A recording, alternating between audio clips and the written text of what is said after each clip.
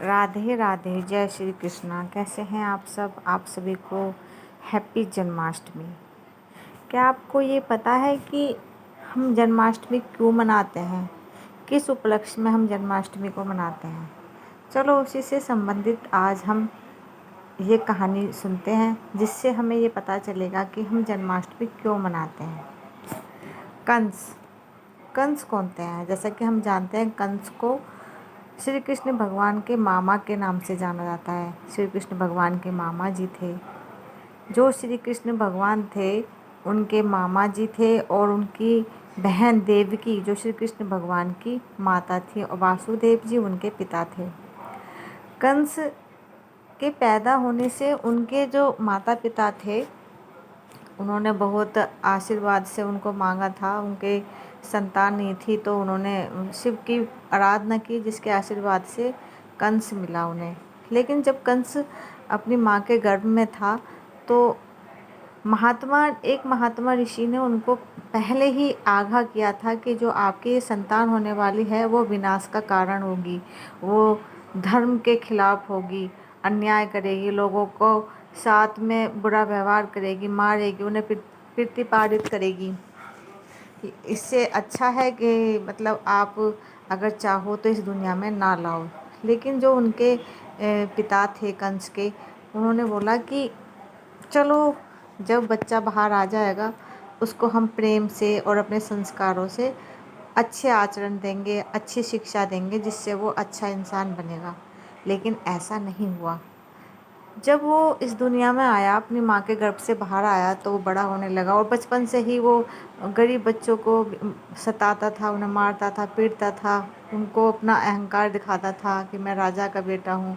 और ऐसे ही मतलब ऐसे करते करते वो बड़ा हो जाता है। उसका बचपन मार धाड़ और इन सभी चीज़ों में, लोगों को सताने में ही उसका बचपन बीतता है, और बड़ा होता चला जाता है। और जब वो बड़ा होता है, क्योंकि वो एक लौती संतान था, और उसकी एक बहन थी, देवकी नाम था जिनका, तो वो फिर और भी ज़्यादा बुरा हो जाता है जब वो बड़ा होता है। और वो एक उसके पिताश्री उसको बहुत समझाते हैं, पर वो नहीं मानता है। इवन वो अपने पिता को ही बंदी बना लेता है, उन्हें मारता है कि अगर आप मुझे रोकोगे तो मैं आपको भी मार डालूँगा। अब ऐसे ही एक बार क्या होता है, वो अपनी बहन, जो कि जिनका नाम देवकी था, उनके लिए लड़का ढूंढते हैं, वर ढूंढते हैं, और वर होते हैं वासुदेव जी।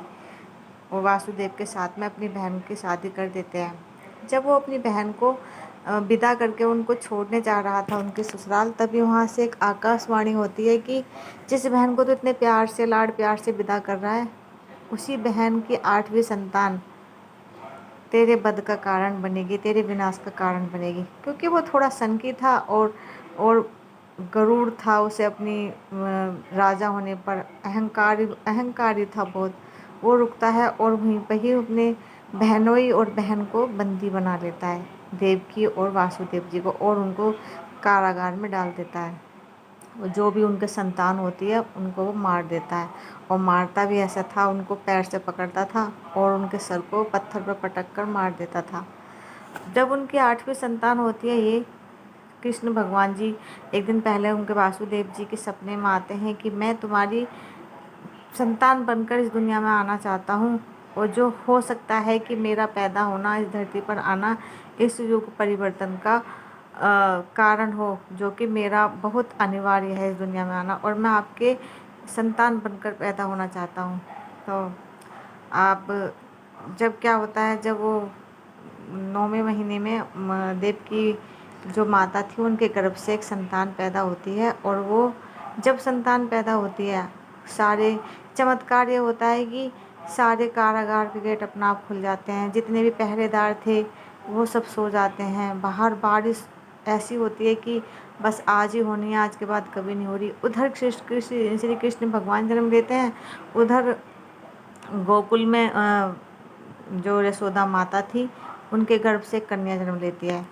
तो वासुदेव जी क्या सोचते हैं कि अगर कंस को पता चला तो वो भी इसको मार डालेंगे, और इसलिए वो श्री कृष्ण भगवान को सर पर एक बांस के टोकरी में रखकर, और बारिश में ही यमुना के किनारे, यमुना के मतलब पार करके जाने लगते हैं।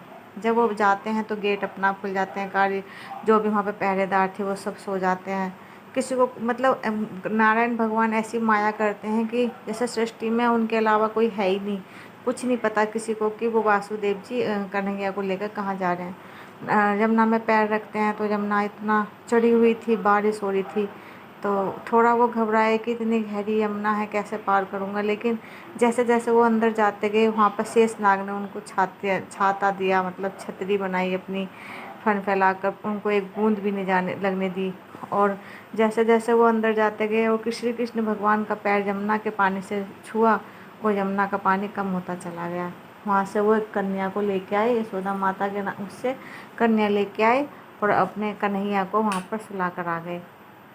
तो दोस्तों, उसी दिन जिस दिन जन्म हुआ था, उस दिन वो कहते हैं ना, रात काली काली छाई, तो उस दिन काली रात थी जब कन्हैया का जन्म हुआ था। घोर घटा थी, घोर बारिश थी जब मेरे कन्हैया का जन्म हुआ था। इसी उपलक्ष्य में हम श्री कृष्ण का जन्म मनाते हैं। आप सभी को बहुत बहुत बहुत शुभकामनाएं जन्माष्टमी की, कान्हा जी के जन्मदिन की।